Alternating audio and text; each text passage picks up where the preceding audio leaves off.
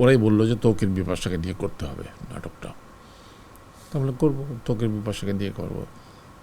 আপনি একটা চরিত্র করবেন। আমি বললাম আমি করবো না, আলী জাকের করবে। তো এবং আমরা যখন শুনলাম যে হুমায়ুন নাটক সিনেমা বানাবে, আমরা তো মহা খুশি। মানসিকভাবে তো এখন অসুস্থ হয়ে পড়িনি আল্লাহর রহমতে। হ্যাঁ, তো সেই জন্য সেই ধরনের পথে যেতে পারি না নাটক বানাবার সময়। রাগও করি মাঝে মধ্যে যে আমার এত ভয় লাগে কেন জানো, যে না সিনেমাটা বানাবো সবাই বলবে এটা তো নাটক হলো। তার সাপোর্টটা আপনার জন্য আসলে খুবই বলবো যে এটা আশীর্বাদই ছিল। না তা তো বটেই, সেই সাপোর্ট ছাড়া তো এটা সম্ভব না।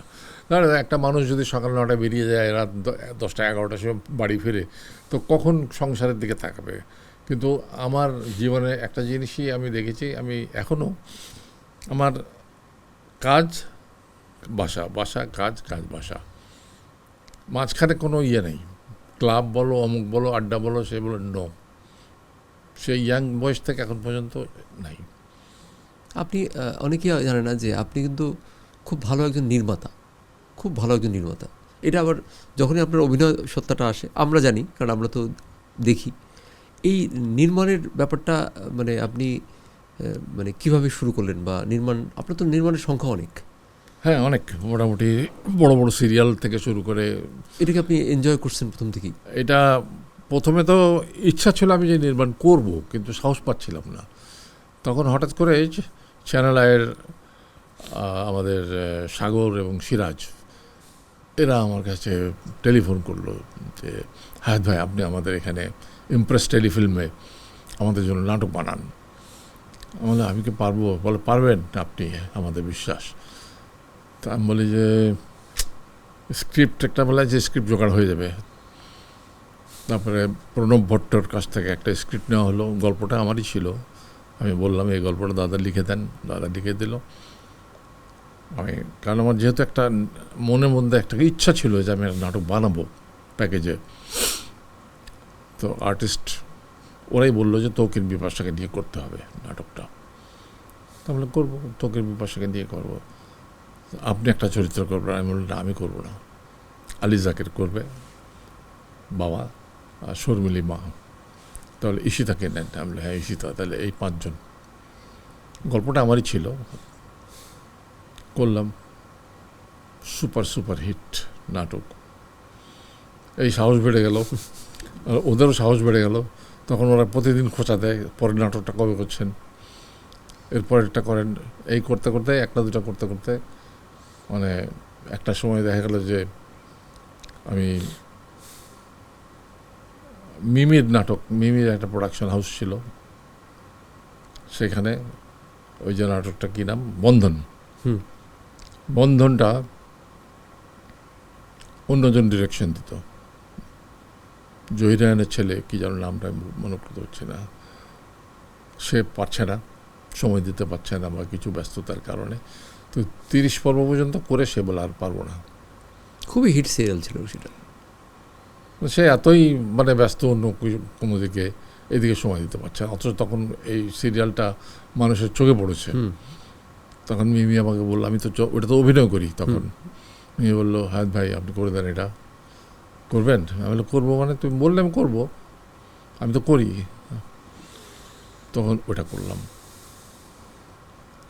140 পর্ব পর্যন্ত আমি করে গেলাম। মাঝখানে আমার হার্ট অ্যাটাক হলো, তখন মিমি কয়েকটা পর্ব মাঝখানে করেছিল।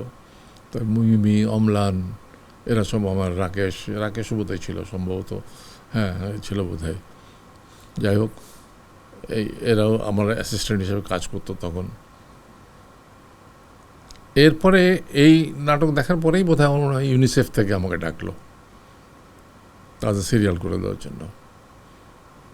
জ্যোৎস্না ফুল, এটা তো মনে হুমায়ুন আহমেদের গল্প। হুমায়ুনের গল্প। তারপরে শুকনো ফুল, রঙিন ফুল, সেগুলো অনেক জনপ্রিয় হয়েছিল। বা এটার, হ্যাঁ শুকনো ফুল, রঙিন ফুল, এটা হলো ইয়ের হুমায়ুনের ভাই, কী নাম ওনার নাম, জাফর ইকবাল, ওনার গল্প। তারপরে শুরু হলো আলো আমার আলো, আনিসের গল্প।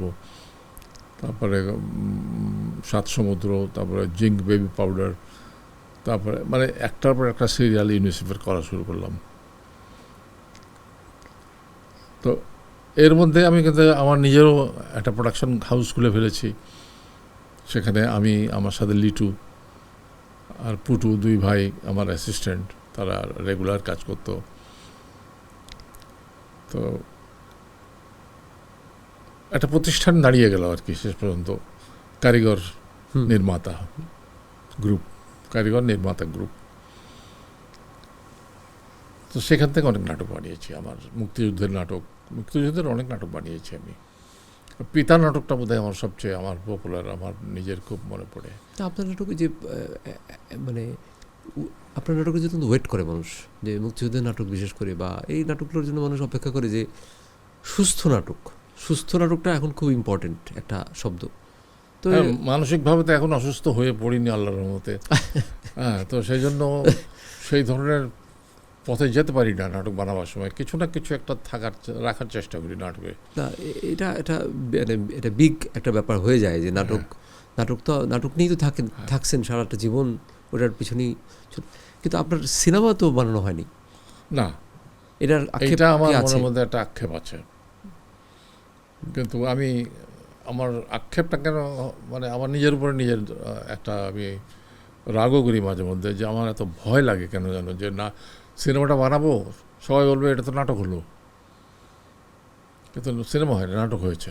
ওইটার একটা আমি একটা ব্যাখ্যা দিই যে একটা সময় আমরা যখন সিনেমা বানানো শুরু করলাম, ধরেন 6-7 বছর আগে, তখন আমি তো শুনতাম যে আমাদের অঙ্গন থেকে যারা সিনেমাতে যায়, মানে যারা টিভি নাটক করে যাচ্ছে, এদেরকে বলে যে তোমাদের তো আসলে এগুলা সিনেমা হয় না, এগুলা তো নাটকই হয়, এটাই শোনা যেত। কিন্তু শেষ 3-4 বছর একদম চেঞ্জ হয়ে গেছে। এখন অবস্থাটা এমন দাঁড়াচ্ছে যে সারা বছর যে সিনেমাগুলো আসলে একটু বাণিজ্যিকভাবে সফল হয় বা সিনেমা হিসেবে স্বীকৃত হয়, সবই আমাদের সেক্টরের মানুষজন। সেই যে আগে যারা বলতো যে এটা সিনেমা মানে আলাদা কিছু গান থাকতো, 6টা। এর কথা চিন্তা করো, আব্দুল্লাহ আলম সাহেবের কথা চিন্তা করো, উনি যতগুলো সিনেমা বানিয়েছে প্রত্যেকটাতে ওনার এই একই বদনাম, যে এটা নাটক হয়েছে। বদনাম, কিন্তু আসলে তো সিনেমাই বানিয়েছে সে, এবং খারাপ বানিয়েছেন এটা তো কেউ বলতে পারবে না। না। কিন্তু কেন যেন সবাই বলে এটা তো নাটকের মতো। ওটা একটা ট্যাগ ছিল, এক ধরনের ট্যাগ ছিল, যেটা ঠিক না। এটা একটা মানুষকে মানে হতাশ করে দেওয়া। আমার মতে, আমি সেদিনও বলছি তকির ভাইকে, তকির ভাইয়ের সাথে ফোনে অনেকক্ষণ আলাপ হলো। তকির ভাইকে বললাম, বলে আমি সিনেমা বানাবো সামনে। তাই আমি বললাম যে আপনি কেন বানান না? কারণ আমার বাংলাদেশের দেখা মতে যদি খুব গুরুত্বপূর্ণ 2-1 চলচ্চিত্র নির্মাতার নাম আমি বলি, তকির ভাই কিন্তু আমি অভিনয়ের চেয়ে তার ফিল্ম মেকিং হিসাবে আমি তাকে আমিও তাই বলি। আমি তাকে বলি যে আমিও তাই বলি যে আপনার ফিল্ম মেকিং ডিফারেন্ট খুবই। অজ্ঞাতনামা আমার কাছে অসাধারণ লাগছে। কিন্তু সে যে খুব একেবারে তোড়জোড় করে হই হাই করে সিনেমা বানায় তা কিন্তু না। না, সে অনেক বাজেট দিয়েও বানায় না। সেটাই আমি বললাম। হ্যাঁ, যে সে কিন্তু একটা হিসাব করা, তার সবকিছু ম্যানেজ একদম ছকে বাঁধা কাজ, এবং সে জানে, প্রিসাইজ করা জানে যে সে কিন্তু খালি হাতে নামেনি, সে লেখাপড়া করে এসছে, সে 6 মাসের কোর্স করে এসছে সিনেমার উপরে। না, সে তো ওইটা তো তার আছে, সিনেমা বানানোর আগে এই কোর্সটা করেছে সে। এবং এই একই জিনিস আমি হুমায়ুন আহমেদের কথা বলবো। আমি যখন আগুনের পরশমণি করলাম, হুমায়ুন কিন্তু প্রচুর সিনেমা দেখেছে এবং প্রচুর সিনেমা সম্পর্কে পড়াশোনা করেছে, এবং সে সিনেমা বানাবে। হুমায়ুন স্যার তো প্রচুর পড়তো। এবং আমরা যখন শুনলাম যে হুমায়ুন নাটক সিনেমা বানাবে, আমরা তো মহা খুশি, কারণ আমরা তো সব হুমায়ুনের ভক্ত। আমি হুমায়ুনের ভক্ত। হুমায়ুনের যে লেখা, হুমায়ুনের যে সংলাপ, হুমায়ুনের যে নাট্য মুহূর্ত তৈরি করা, আমি তো এখন পর্যন্ত কাউকে পাই না। বরং আমি দেখি বেশিরভাগ লোকই তার নকল করে। যারা স্ক্রিপ্ট লেখে, সংলাপ লেখে, বেশিরভাগই দেখি হুমায়ুনের নকলই চলে।